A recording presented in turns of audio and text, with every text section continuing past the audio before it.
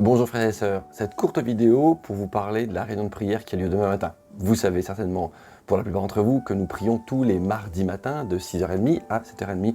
Dès le matin, nous entrons en prière et nous prenons position pour que les choses changent. Sans prier, les lignes des situations ne bougent pas. Et je voulais vous laisser ce message très court, sans épiloguer ce qu'on va lire, mais pour vous encourager sur 2 points au niveau de la prière et 2 points qui concernent la vie de Jésus. Donc c'est Jésus qui nous parle de ça et qui en est l'exemple. Tout d'abord, Luc 22, verset 31, je vous le lis, vous connaissez ce passage sûrement.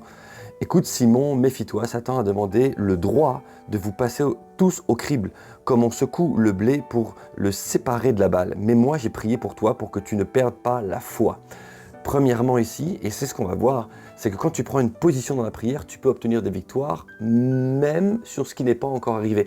Tu es en train de changer l'avenir, si on peut dire, ou le devenir. Il y a l'adversaire qui a prévu des choses sur ta vie, mais voilà que toi, ou la vie de quelqu'un d'autre, mais toi, dans le nom de Jésus, tu vas venir interférer sur les plans de l'adversaire. Rappelle-toi que Dieu te dit, j'ai pas pour vous des projets de malheur, mais des projets de paix, de bonheur et d'espoir. Et ici, il dit, mais moi j'ai prié pour toi pour que tu ne perdes pas la foi. Et ça pourrait s'arrêter là. Mais il y a ce détail ensuite. Et toi, le jour où tu seras revenu sur le bon chemin, sois le soutien de tes frères, fortifie-les dans la foi. Ça veut dire que Jésus sait déjà qu'il a obtenu la victoire dans la prière, il sait déjà que Pierre tiendra ferme dans la foi, même s'il y aura un moment difficile, et que du coup, il reviendra. Ça veut dire qu'il sait déjà que par sa prière, il a impacté l'avenir. Donc si tu viens prier, ou même si tu pries, même seul, tu peux avoir cette position et dire « je sais que j'impacte le devenir dans le nom de Jésus ». Je prends une position. Deuxième passage, Matthieu 26, verset 39, verset 40 exactement. Prenons-le, Matthieu 26, verset 40, je le prends dans la version parole vivante. 26, 40, attention, le voici. Ensuite, il retourna auprès des disciples, en verset 39.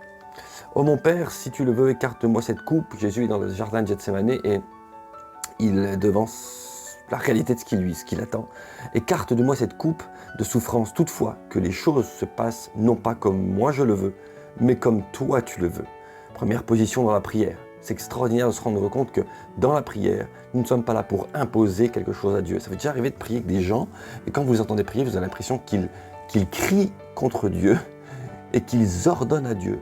Père, dans le nom de Jésus. Mais, Seigneur, pas ce que moi je veux, mais ce que tu veux.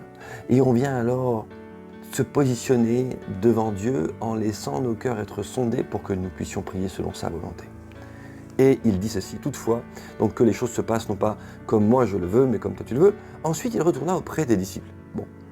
Et il les trouva en train de dormir. Alors il dit à Pierre, quoi, aucun de vous n'a été capable de veiller une seule heure avec moi. Pourquoi je vous lis ce passage?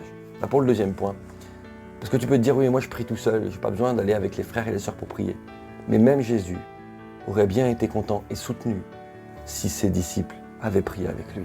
Donc, si tu hésites à venir à des temps de prière, à des réunions de prière, 6h30 le matin, le mardi matin, peut-être ça ne te convient pas, mais si tu viens, c'est tant mieux. Mais il y a aussi le vendredi soir. Et si tu hésites, parce que tu dis oui, prions ensemble, à quoi ça sert? En réalité, quand nous prions ensemble, quand nous célébrons Dieu ensemble, il vient au milieu de son peuple. Et laisse-moi te dire que la manière dont tu te sens porté est complètement différente que si tu restes seul. Je vous laisse là-dessus, que Dieu vous bénisse, et pour ceux qui viennent, on se dit à demain matin, 6h30 du matin. Bénédiction.